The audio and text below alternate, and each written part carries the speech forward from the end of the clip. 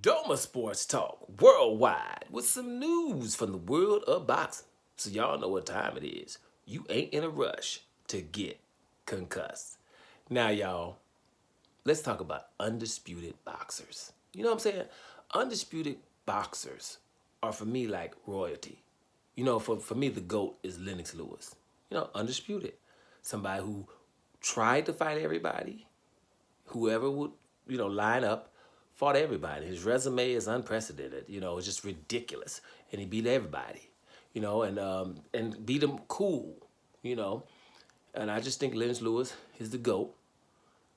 Somebody, everybody can talk about all them other names if you want to, but if you're gonna beat somebody 245 pounds, 6'5", with all them skills and punching powers and athleticism, then you can go on and keep talking.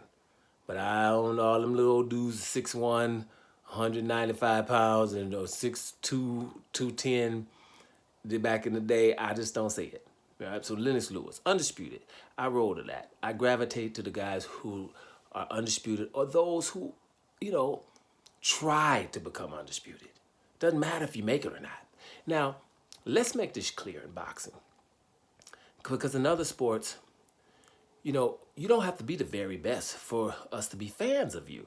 In basketball, everybody's not the fan of the very best, like Michael Jordan or for you guys, LeBron James and all of that. Whoever you think is the best. We like other basketball players.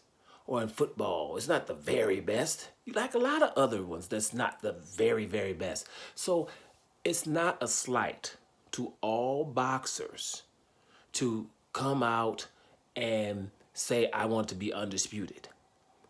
Their goal is to become a champion, and some of them are not, to become a great journeyman. But props to them because they're climbing through the ropes, right? And you're not going to be the very best. And no matter, but you want, first of all, you're staying fit, okay? Second of all, you showing courage to get in the boxing ring. So let's keep it all in perspective before I start tripping, right? These guys, they're all awesome. So let's make sure it's not everybody can't try to be the very, very best at boxing, at knocking people's head off and not getting yours knocked off. You're not going to be the very best. So some understand that and don't even try to be undisputed. That's why I'm saying here, those who aspire to become undisputed are something special. They're royalty. Those who achieve it are royalty. Those who try are damn, thank you. At least thank you. Come on now. They're trying to become the very best in their weight division. But those who achieved it, and we have a few right now, in Alexander Usyk, who not only achieved it, but achieved it by going to everybody's backyard in the WBSS tournaments, which means, let me make sure this is clear, those were tournaments that are extinct now because those were the best fighters in every division going into a tournament saying, you know what, with 8 of us, we're going to fight for like 18 months and find out who the very best is. We start with quarterfinals, then semis, then finals, right? And a lot of people, those coddled fighters, those spoiled ones, they ain't getting in them tournaments like that. Now, the WBSS tournament actually for the consumer should be the very best thing we could ever have. It's like, hey, look, we got a quarterfinal, a hard fight, a semifinal, a hard fight, and those people advance like tennis tournaments or whatever, or basketball tournaments or whatever, or the American football, or, Champions League. Just it's the same stuff. The very best fighting each other, right? Or competing against each other. In boxing, man, they get that stuff up out of here real quickly. We're not in the business of finding out who is the very best. We like, especially in America, telling you who the best is because we want them to be the best. Should I get into the reasons why? Do I have to even say anything? Because I'm talking about America, which means AKA New Russia. I ain't got time to tell you. You understand why that is. So a thing like the WBSS tournament did not last long because it's just not, hey, all these narratives and stuff. We don't want that. We won't want somebody to mess around and win these tournaments and then we got to call them the best. when we could just call this dude the best and make sure that everybody the hard ones don't fight him, and then we can just call him the best. So when somebody achieves greatness by becoming undisputed, they are royalty in my eyes. Alexander Usyk did it in 2 divisions. You know, that cruiserweight division going to everybody's backyard. I don't have to keep saying it, but I will. Marcus Huck in Berlin, Marius Briedis in Latvia, and then Marek Gossev, right, in Russia, right, to become undisputed. Then beating up Tony Bellew in England just to just top it off. Then going up to heavyweight, beating out all them people that we was talking. It was all that royalty up there and stuff we was talking. Come on. What was we calling Anthony Joshua? I ain't gonna say we because I ain't French. But what would y'all calling Anthony Joshua? Yeah, well, whatever. Got beat by this little dude twice. What was y'all calling Tyson Fury? Yeah, well, whatever. Got beat by this little dude twice. And anybody else, undisputed, and their backyards too. Royalty. Terrence Crawford. You know, everybody undisputed in the junior welterweight division by beating Julius Ndungu, who had just beat Troy Anowski in Russia, and your boy Ricky Burns, Mr. Burns, over there in Scotland, right? And then, your boy Julius Ndungu was like feeling himself and said, I'm going to go to Nebraska and beat up, Terrence Crawford. Didn't do it, but at least he tried. Awesome. Had total confidence. Got beat by a body blow. But the thing is, Terrence Crawford beat everybody in that division, went up to 147, and knocked everybody the hell out on both sides of the street. Remember that stuff? Sides of the street stuff that was going on, which, thank God, is almost extinct now. We ain't got to hear that side of the street stuff. So he beat everybody by knockout in the division where he was smaller than everybody he fought. Terrence Crawford was smaller than Jeff Horn, who had just beat Manny Pacquiao. He was smaller than Jose Benavidez. He was smaller than Cavalikas. He was smaller than Sean Porter. He was smaller than Errol Spence. He was smaller than Kell Brook. You know what I'm saying? Smaller than all of them. Most of them damn middleweights. Beat all of them. So there you have it. Then came undisputed, also in 2-weight divisions. Inoue's down there in smaller divisions, but he's still awesome. Inoue's had 1 or 2 close fights. He had that close fight against your boy Nonito Donaire where his eye socket got broke. But other than that, Inoue, okay, yeah, I've been knocked down a time or 2, but I get up and handle my business.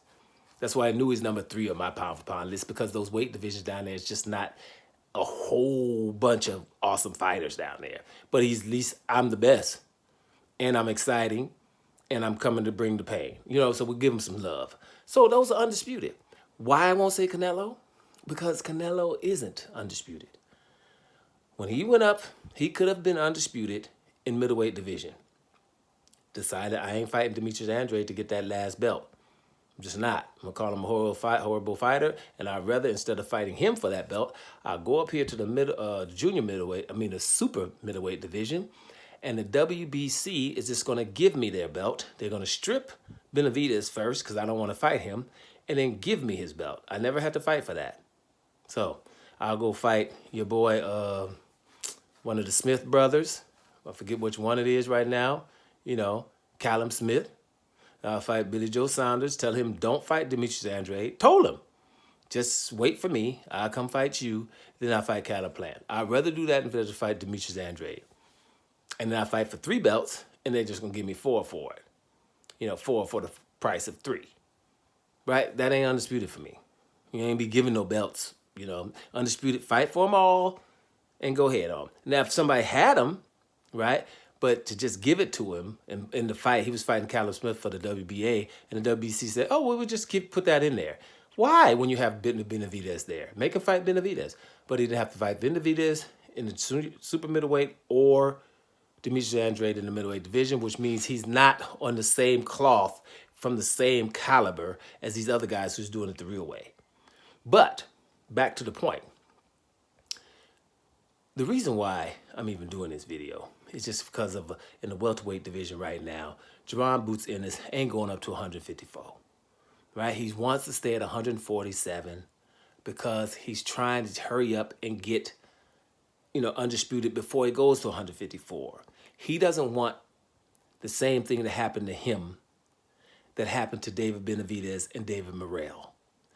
Because the boxing politics and the WBC and the WBA were so corrupt, which I'm just going to say, without stripping Canelo Alvarez, and you have mandatories and David Morrell and mandatory and David Benavidez, and Canelo was allowed to avoid these guys for over 2 years, both of them. Instead of just stripping Canelo, get out the hell way. People gonna pay for your fights, and they want to see you anyway. But you don't need to have the belts. And those two guys could have fought for Undisputed at 168 or for some kind of significance. But because they didn't force Canelo, these guys had to move up to 175 without ever doing anything really significant at 168 pounds. And I think that's a travesty. You should too. No one should be above the law, but hey, New Russia, you know, we don't want to go there. But anyway, so that happened in daylight. So I ain't down with it. You know what I'm saying?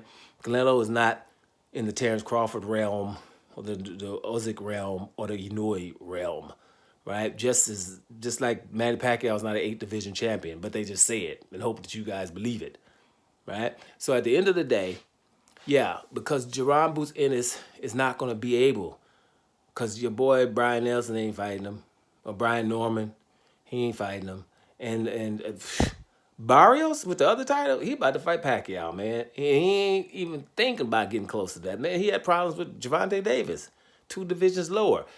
He ain't fighting nobody, you know what I'm saying? So, and even though I like Barrios as from his character, but Barrios probably knows what his limitations is. He ain't, I ain't getting in no ring with no damn Boots Ennis, man. Really? Do you guys think that he has a chance against Boots Ennis? And I think he's, you know, clear-minded enough to know if I ain't got to do that and ain't nobody, you know, dragging me to the ring to fight him or giving me a whole bunch of money, I'm not going up there messing with him. So that's probably what the issue is. Let's see if the Boots Ennis could some kind of way get these guys to fight him. I doubt it very seriously. Everybody's trying to send him up to 154, which I don't think he's scared to do that either.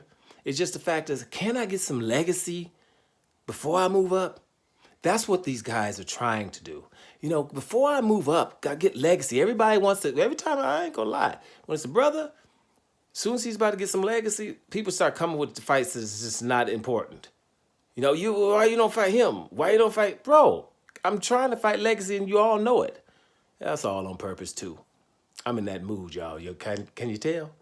Anyway, royalty, undisputed fighters, and we got 3 of them right now, are royalty. And let's enjoy them. Doma Sports Talk, worldwide. And I'm about to here, y'all.